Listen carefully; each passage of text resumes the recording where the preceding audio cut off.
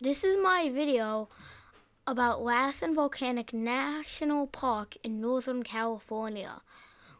I visited on the Great American Road Trip number 4, and I hope you can like and subscribe this video so you can see more of my videos like this, because I have many videos that are still to come out, so stay tuned for more videos soon.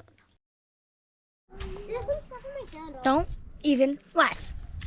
Okay, you probably can laugh, but don't. 'Cause I'm in California, and I'm in Lassen Volcanic National Park at the devastated area interpretive trail. That's a lot to say. And yesterday I was like 106, but now today it's not as hot. Now I was like 46 minutes away from here, around that amount of time. We're at a higher elevation here, so it's a little cooler. It's still in the 80s though. There's snow on that Lassen Peak there. See? And if you see Lassen Peak up there, there's actually snow up on the top. Because it's such a high elevation. Yeah, it's a very high elevation. I'm not sure the... There's another little... But since it already is at such at a look at that, such at a high elevation, it has snow. Yeah. But I don't think it'd have snow if it was at sea level. It just has snow because it's at such a high elevation already. Yeah. Okay, what do we got here? It looks like the old giants. Old giants. All right, let's read about old giants. Press the button. Oh wait, this giant boulder is a lava rock. Red since it formed 27,000 years ago. When Lassen Peak first erupted, the boulder, along with the other rocks you see here, was torn from the mountain and carried here some 3 miles below the summit by the avalanche that occurred following the May 19th. If it was May 20th, that would be my birthday. Yeah. May 19th. 1915. 1915 eruption. Nearby residents were awed. Nearby residents were awed by the nature's forces that transported the boulders to the new resting spot. Wow, look how far it came. Did you hear that? What it said? Yes, I did. Came all the way down from there. Look how big it is. A forest gone. Overnight, the forest landscape changed from a tranquil meadow forest setting to a barely moon-like surface. Trees that once stood here were snapped, uprooted, and swept away by avalanches and mud flows touched off during the May 19th and 22nd eruptions. These photographs, taken in 1910 and again in 1925, contrast dramatically with the destruction that occurred in the forest recovery that continues here today. The destruction was a mere moment of the recovery and evolution. The bottom of the valley was swept like a fall and was left without stumps or roots to indicate the previous forest cover. Also, our day in ETL in the volcano activity in Hot Springs, Lassen Peak, 1925. Many large rocks, some of them hot, were thrown from the crater. Many large rocks, some of them hot, were thrown from this crater or torn from the lip of the crater on the west side and carried down the creek by raging torrents. B.F. Loomis, with total history of Lassen Volcanic He's the one who the Volcano, museum's named 1926. after. Loomis. There he is, Benjamin Franklin Loomis. I think he's named after Ben Franklin.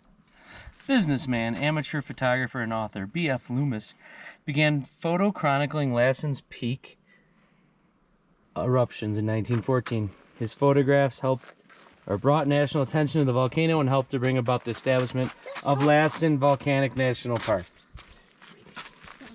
The rock before you shaded by the these maturing trees is the same rock labeled by B.F. Loomis in the classic photograph of the newly formed devastated area.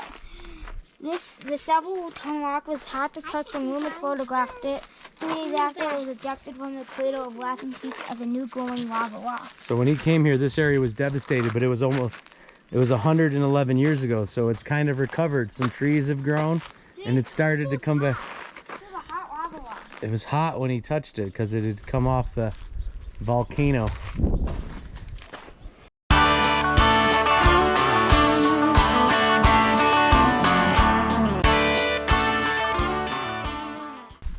Yes. Go ahead. Rock and roll. The rocks and boulders resting here and on the hillside were carved from Lassen Peak 3 miles away. Many of the rocks lack decent pieces of the lava dome that plugged the volcano's crater beginning May 14th, 1915. For sure, from the pent-up gases within the volcano blasted and shattered the dome. On May 19th, carrying down the mountains and hot lava rocks set off a snow avalanche that tumbled, bounced, and carried the rocks to this location where they settled, sizzled, and cooled. You are here, 3 miles away from Lassen Peak. The avalanche swept this 300-ton fat rock 5 miles from Lassen Peak to its resting place along Ross Creek, 2 miles north along the park road from here. And that was Hot Rock. We drove past Hot Rock. You looking down from the Lassen Peak. All right.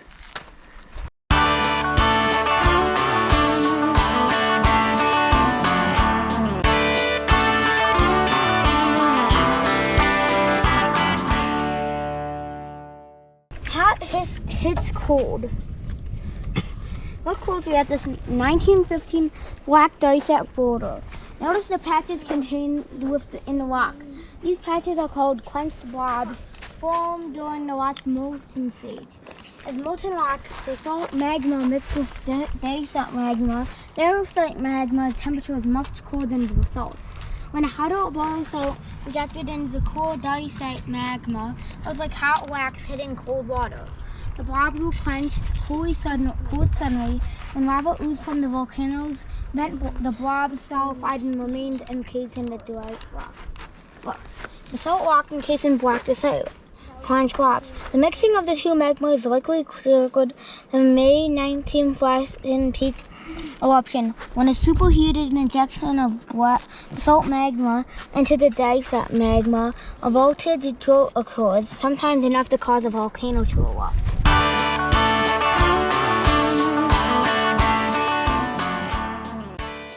Puzzled rocks. After May 19th, avalanche carried hot lava rocks here. The surrounding air temperature rapidly cooled them. As they cooled from the outside in, some of the rocks fractured inwardly and radically, like this one, breaking into pyramid shapes, like jigsaw puzzle. Many of the rock pieces you see here today could easily be refined, solving a hot puzzle of the past. But why didn't all the rocks swept here by the avalanche fragile in this way? Not all the rocks were hot. Some of these old rocks are just torn from Lassen Peak's summit. These rocks had already cooled some 27,000 years ago. All right. We've seen a few chipmunks and squirrels, or whatever they are. And we saw a lizard. And we've seen some insects. And that is the end of the devastated trail loop. So this is a according to all trails, we have hiked 0.23 miles. So this is a 0.3 mile loop trail. And that is the end of the devastated. So, I'm at Kings Creek now. Kings Creek picnic area. And this is Kings Creek. See, it's a small little creek that winds through meadows. It's not much. It's got a bunch of stones. Bottom. Going pretty fast though. And I already tried this, but it's freezing. When I touched the bottom, my hand was cold. I did it over here where it was deeper. Look at this. It's so cold. It's not hot being hard to feel. Your hand is so cold. It's not that cold, but it's cold. I can tell you that. I think this is the same. It's little, you know. I don't know why it's so cold. But there is a lake nearby called Cold Boiling Lake, which makes no sense. It's boiling, it's hot, and it's cold. It's cold. But maybe might be why it's cold. Because it is very cold. So we're about to hike down the trail, and see you then. Here, this is the Cold Boiling Lake Trail. I explained why it's funny that's called Cold Boiling Lake earlier in this video. You did? When? Quick.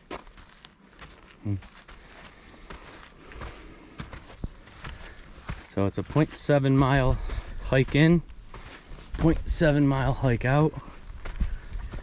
Half uphill and the other half is downhill. I'd say is, since we're Going this way, it's down uphill, and this way it's downhill. Since we're ending in the same spot we started, it's going to be just as much downhill as it is uphill. And we are at 7,400 feet with Lassen Peak in the background. Over there. Some other peaks as well. But we got a beautiful day here. It's about 89, 90 degrees, somewhere around there. And Yesterday was hotter. it was hotter yesterday, but we got no clouds in the sky, barely. And overall a nice day for this hike.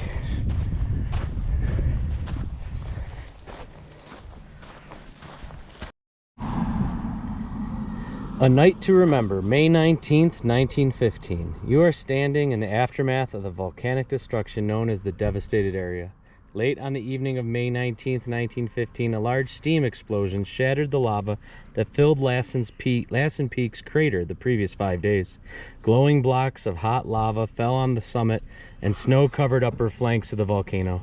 The impact touched off an avalanche of snow and lava rocks a half-mile wide. It roared down the volcano's flank in front of you and continued up and over Emigrant Pass behind you into Hat Creek Valley. As the lava blocks broke into fragments, the snow melted, creating a mud flow of volcanic debris called lahar. Though with less force, the torrent rushed down the path of the avalanche and was deflected by Emigrant Pass into Lost Creek, sweeping through homesteads. Anything you want to say? Oh, well, we just want to go over new trees after this fire, which was a really big one. Went all over the park. And on the other side there's dead trees. On the other side there's new growth trees. Whoa, look at that one! It all has more moss. Oh, that's kind of cool. It's all like crooked and stuff. Yeah. Look over there. See that one? That looks like it has barely 2 branches and is pretty tall. It's like a skyscraper, but a really thin one and the one that's not that tall. We're gonna fast forward this and we hope you enjoy this.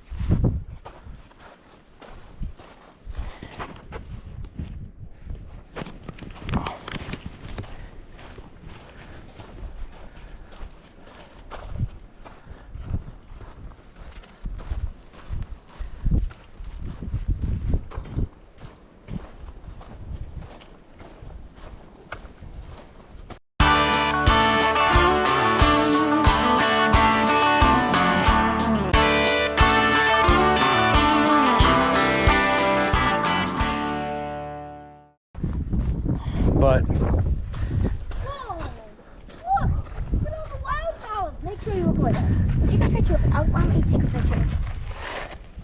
I'll take Yeah, got some pretty wildflowers along the trail. All growing from the fire.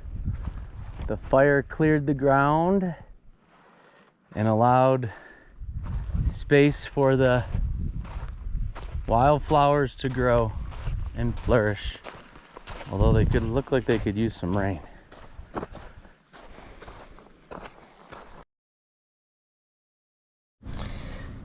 Elmer Sorahan. Had it not been for the heroics of Elmer Sorahan, who narrowly escaped the flood and ran 3 miles to warn others, many people might have died. As it was, no lives were lost, though 6 homesteads were destroyed.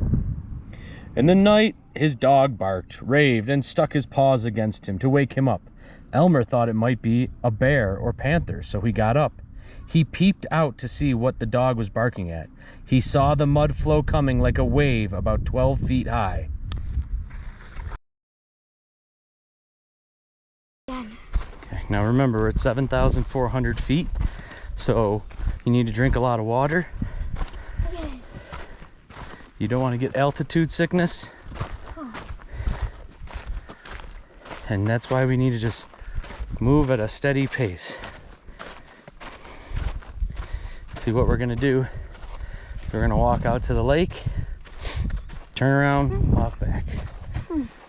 See, look, this is our trail camera. Let the vlog see it, right? I started a little bit after we hiked, but then we're gonna just hike to the lake, turn around and come back to the parking lot for some lunch before we head to our next spot.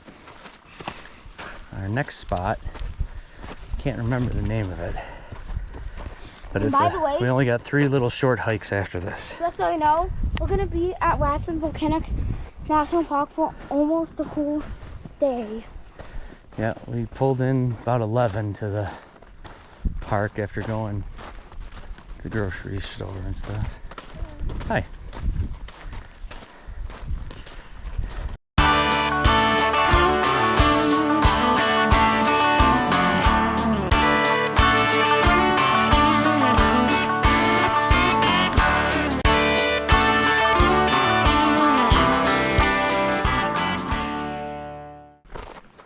More wildflowers, these red ones. Yeah. But see, these are all growing here because of the fire. Can I take a picture of these red ones?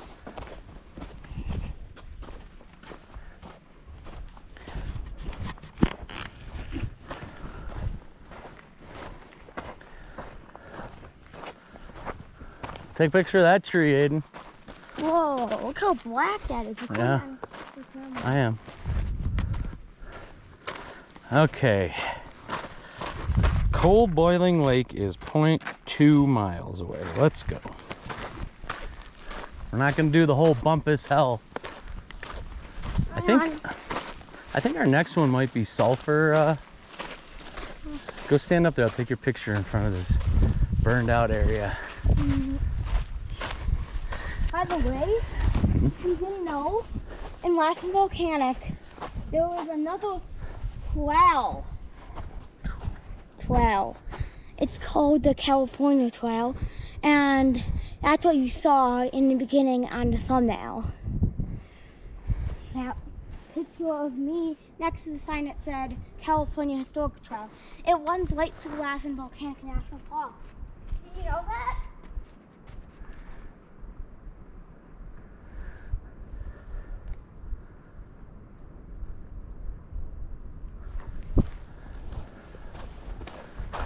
Onward to Cold Boiling Lake.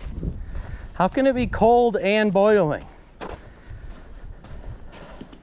kind of said that question and said, like, funny. I said, like, it's Kind of an oxymoron, isn't it? What's that mean? Like things that don't really make sense, like cold and boiling together. So if They're like opposites, but they're together. Touch it if it's boiling? But it's cold, so you should be able to touch it. Man, A lot of devastation here from that fire. I wonder when the fire was. Maybe it's more than one. Could have been. Probably was. I don't have any reception, so I won't be looking it up.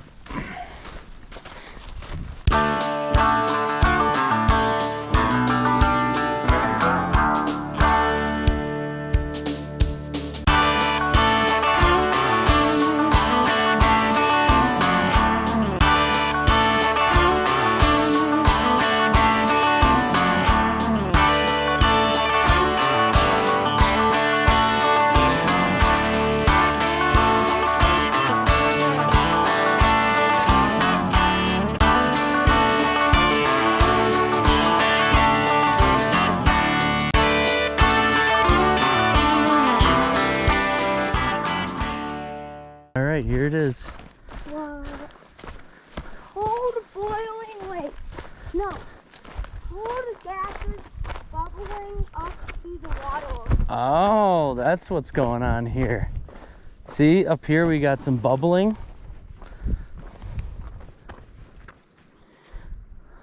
Yeah. Those are gases, volcanic gases bubbling up, but they're cold. They must come a long ways and cool off before they get to the surface. Go to the main lake. What? Main lake. That's it.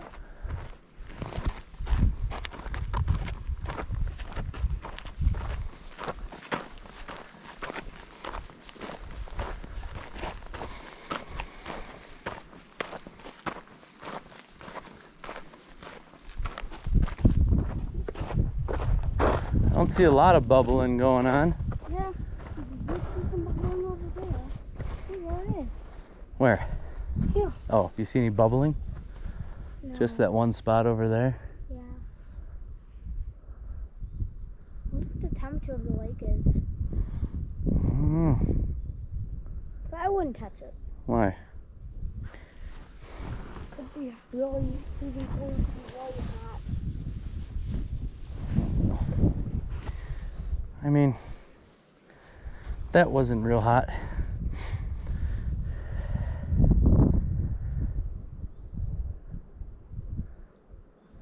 Thought we might see some animals around the lake. Just us.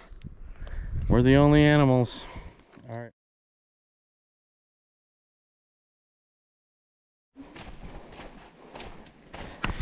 So we were hiking at 7,400 feet, which is a pretty high elevation.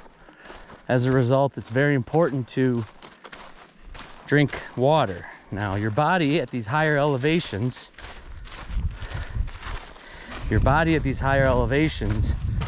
the oxygen doesn't get to different parts of your body like your brain as well because of the high elevation. So your blood thins, oxygen doesn't get transported to your body as well.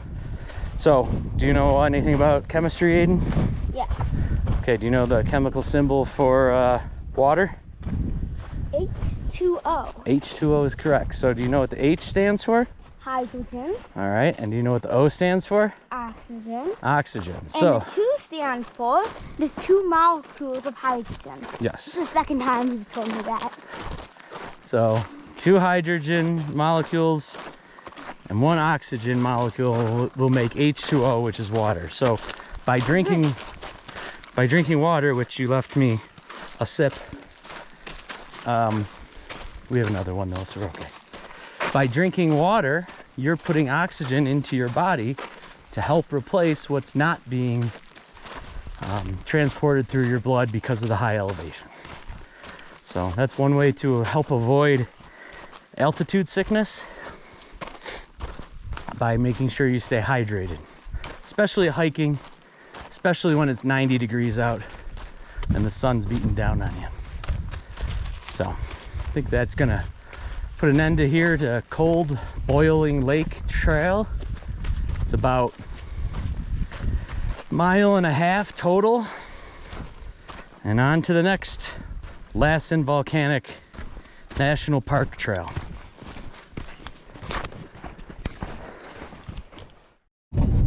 Got a really good view here. Well, right now we're not at it. We've been driving along for a while. Now I got me go.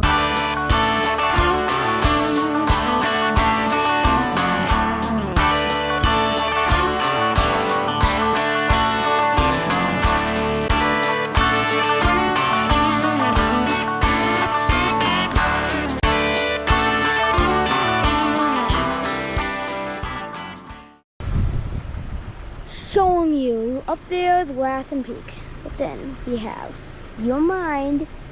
Okay, my mind is blown, not yours. Mine is. Wow, wow, wow, wow. Isn't that cool? Yeah, yeah. Yeah. Look at that. That is amazing. It's, by the way, this is my new favorite national park.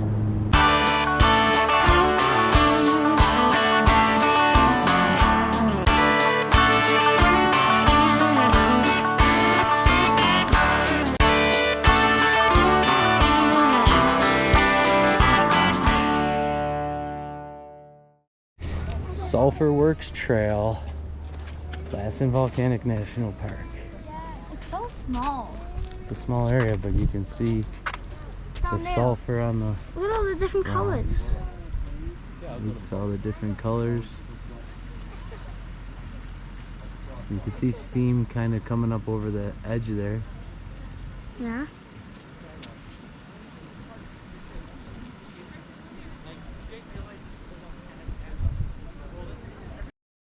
Sulphur Works.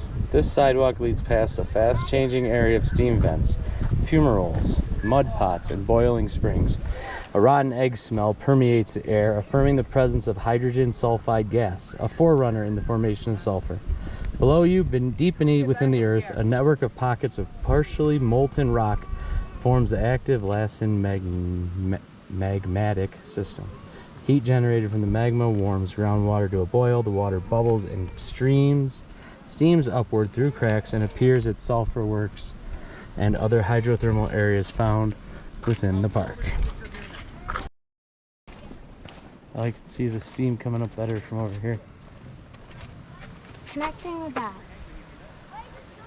Can you imagine you can connect the dots between the surrounding peaks of Brokoff Mountain, Mount Conrad, and Mount Diller, creating the outline of an extinct composite volcano named Brokoff Volcano. So we got. Oh, look how tall that once was. 11,500 feet Yeah, that's tall. higher than Lassen Peak. Mount Diller behind us is 9,087 feet. Mount Conrad is 8,204 feet. Brokoff Mountain is 9,235 feet. Lassen Peak is 10,457 feet. But Brokoff Volcano before Mount it broke off, Mount Temahama, 11,500. that's pretty tall. I think that's the highest I've ever been in elevation. Yeah, probably the Ridge Drive at Rocky Mountain National Park. Which was that elevation, I think. Sulphur Works. Here's Mud the recipe pots. for mud pots.